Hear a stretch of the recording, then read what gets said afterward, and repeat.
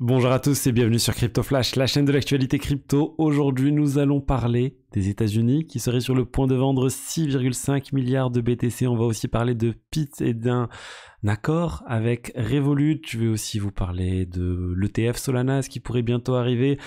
On va parler d'une région, d'un pays qui vient de dire qu'ils vont construire en fait une réserve de BTC, d'Ether et de BNB.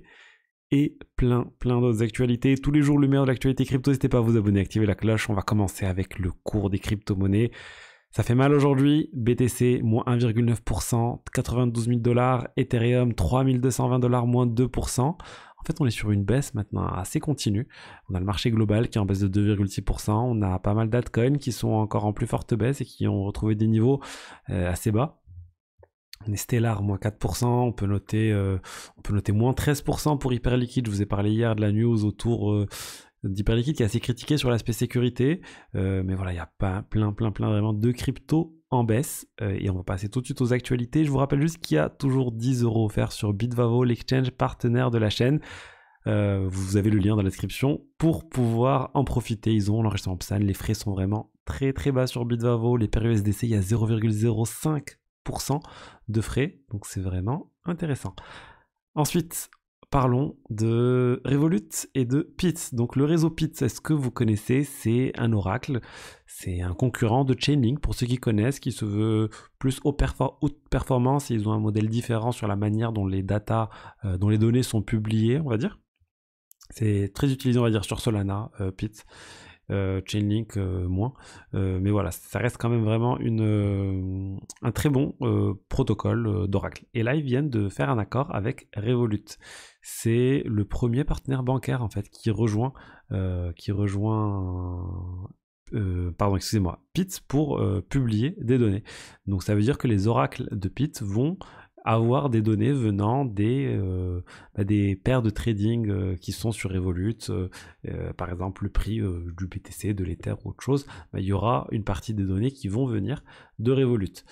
On n'a pas encore de bénéfices autres directs, mais ils ont dit qu'ils signaient un accord, ils allaient travailler ensemble, etc. Mais c'est une bonne chose pour PIT, vraiment, cette news. Ensuite, 6,5 milliards de dollars pourraient être vendus aux États-Unis de Bitcoin. Donc c'est une partie de la réserve de Bitcoin que possèdent les États-Unis suite là à la saisie d'une affaire liée à Silk Road, donc la plateforme marché noir crypto pour acheter plein d'autres choses qui a fermé depuis. Voilà, ces 6,5 milliards, là on a une cour de justice qui vient de valider le fait que les États-Unis peuvent vendre ces milliards. Donc là, il y a deux sons de cloche. Il y a ceux qui disent c'est l'administration Biden qui est en train de jouer un dernier tour, on va dire, à Donald Trump en vendant les BTC avant que Donald Trump puisse pouvoir construire la réserve de Bitcoin. C'est peut-être en partie vrai. Mais on est aussi dans un processus en fait qui a été lancé depuis un certain temps de vente de ces Bitcoins. Ça prend du temps. Il y a des décisions de justice pour valider tout ça. Et voilà, ça va finir par être vendu. Donc maintenant, ça va être un peu la course contre la montre. Est-ce que ça va réussir à être vendu avant le 20 janvier? Est-ce que ça a déjà été vendu? On n'a pas encore l'info exacte.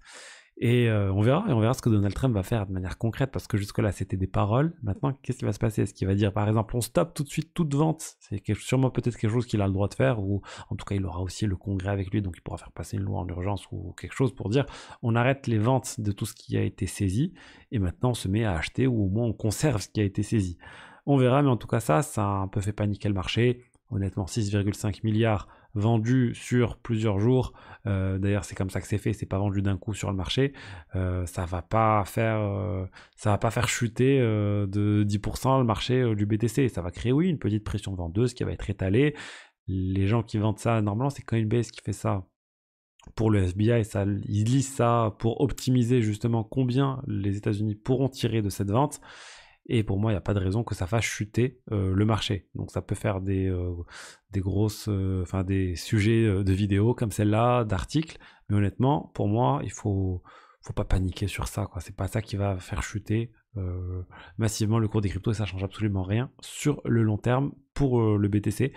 Vraiment, le changement qu'il faut surveiller, c'est ce qui va se passer avec Trump et concrètement ce qu'il va faire. Ça pourrait vraiment venir ou entraîner par exemple une chute s'il se passe rien du tout, il dit non mais finalement on va pas faire ce qui était prévu, ou vraiment faire exploser complètement le BTC. si la réserve de Bitcoin est actée et qu'ils se mettent réellement à acheter du BTC. Ensuite, je voulais vous parler de Sol Strategies. Sol Strategies, c'est une société canadienne qui a pour but d'investir massivement sur Solana et les tokens sur Solana. Ils ont levé d'ailleurs 25 millions de dollars canadiens dernièrement pour justement investir dans l'écosystème Solana. Et donc ça veut dire, c'est un peu différent de MicroStrategy parce que là c'est plus une personne qui leur a prêté de l'argent avec un taux d'intérêt et ils vont acheter des tokens Solana. Enfin, ils n'ont pas l'air d'avoir une vraie stratégie avec effet levier de dette, etc. Mais ça peut ressembler un peu.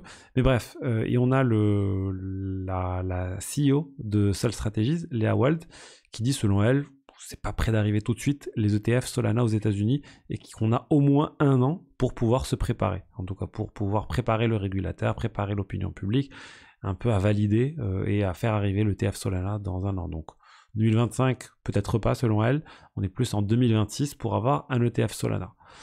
Moi, je vois plus une timeline un peu plus courte. Je me dis que ça peut arriver en 2025, l'ETF Solana. Ensuite, je vous ai dit les États qui vont se jeter pour acheter, vont se faire la course plutôt pour acheter du BTC. Et là, on a une région du Bhoutan. C'est la région spéciale, voilà, on a le nom ici, Gelefu Mindfulness City, qui vient d'acter le fait qu'ils peuvent construire une réserve d'actifs numériques. Et dans cette réserve d'actifs numériques, il peut y avoir des actifs tels que Bitcoin, Ether et BNB. Et ils n'ont pas limité la liste, donc potentiellement d'autres. Ils veulent juste mettre des actifs avec des grosses market cap qui sont assez liquides, qui peuvent être vendus rapidement, ce qui est bien. Et en effet, BTC, Ether et BNB répondent à ces critères-là. Mais vous prenez le petit shitcoin, le petit meme coin pas connu, ça répond pas à ces critères. Donc j'aurais aimé avoir une liste exacte, mais on n'en a pas. Mais au moins ces trois-là, c'est une bonne nouvelle pour moi pour ces trois-là. Autant le BTC, on s'attend à le voir. L'Ether, c'est assez surprenant, mais le BNB, c'est la première fois que je vois un État qui se dit, une région en tout cas d'un État qui se dit, je vais acheter du BNB. Même l'Ether, je pense pas que ça, on a déjà vu ça. Donc c'est vraiment quelque chose d'assez notable. On va voir maintenant les autres pays, qu'est-ce qu'ils vont faire. Je vous ai dit maintenant, est-ce qu'il y a des pays qui sont en train d'acheter discrètement? C'est possible. Mais on n'a pas d'informations sur le sujet, mais en tout cas voilà une région qui se met à acheter. On se rappelle le Bhutan, ils ont plein de mineurs de BTC, ils ont miné 600 millions, 1 milliard de dollars de BTC, donc ils ont déjà pas mal de crypto. Ensuite, je vous ai parlé de FTX Europe qui a été racheté par Backpack. Et là, au final, ça se complexifie un peu. FTX, la société américaine, a dit non, on n'a jamais rien vendu à l'exchange Backpack. En fait, FTX avait vendu à des anciens salariés de FTX, FTXEU. Et là, en fait, ces anciens salariés de FTXEU, quelques mois plus tard, ont revendu à Backpack avant que les actions de FTX Europe aient été transférées de la première vente.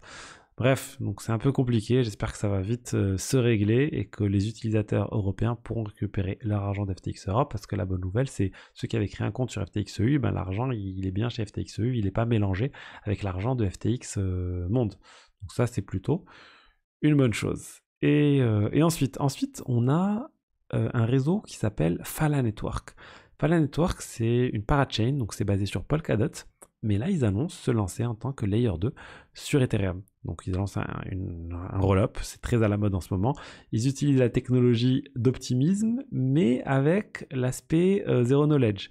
Je vous l'avais présenté quand c'était sorti, c'est fait en partenariat avec Succinct Labs, c'est-à-dire qu'on a la stack d'OP, l'OP stack qui est utilisée, mais ils ont rajouté une partie pour ne pas avoir à patienter les 7 jours en cas de retrait et utiliser la technologie ZK, donc qui est la meilleure, la plus optimisée, la plus rapide. Et je pense que toutes vont migrer petit à petit vers ce type de choses. Mais moi, ce qui m'a marqué un peu, c'est que Phala, quand on va sur le site de ce réseau, on va déjà regarder sur la page d'accueil, on trouve même pas Polkadot, ça mentionne même pas Polkadot, ce qui est assez surprenant. Je sais pas, est-ce qu'ils sont pas fiers d'être sur Polkadot, je sais pas, ça m'a un peu étonné. J'ai dû voir dans la doc et trouver des choses pour voir à un moment où ils mentionnaient Polkadot. Et là, quand on voit une parachain qui se lance sur un L2, c'est pas la première fois que ça arrive, mais pour moi, ça montre encore un manque de confiance dans Polkadot. Polkadot, on en parle de moins en moins.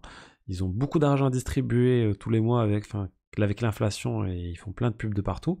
Mais au final, moi, je vois très peu l'utilisation de Polkadot à travers, dans la finance décentralisée ou autre, il y a quand même pas beaucoup de choses qui se passent sur Polkadot, et leur vision avec plein de parachains, etc., elle fait plus trop sens maintenant. On n'est plus sur des parachains, il y avait une quantité limitée, il y avait 100 de mémoire parachain maximum. Là, on est sur des écosystèmes qui ont potentiellement beaucoup plus de blockchain, Avalanche, Ethereum, etc. Voilà, mettre une limite arbitraire à 100, c'est pas bien. Et d'ailleurs, ils ont changé Polkadot après, ils ont mis un autre système. Mais bon, bref, tout ça pour dire Polkadot, j'ai beaucoup de mal avec Polkadot, je ne vous le cache pas. Et quand je vois ce type de choses, ça confirme en fait ce que je pense de cette blockchain. Donc voilà ce que je veux dire aujourd'hui sur les diverses actualités. J'espère que le contenu vous a plu. Si c'est le cas, n'hésitez pas à liker, commenter, vous abonner. Je vous dis à demain pour la suite. Allez, au revoir, ciao, ciao.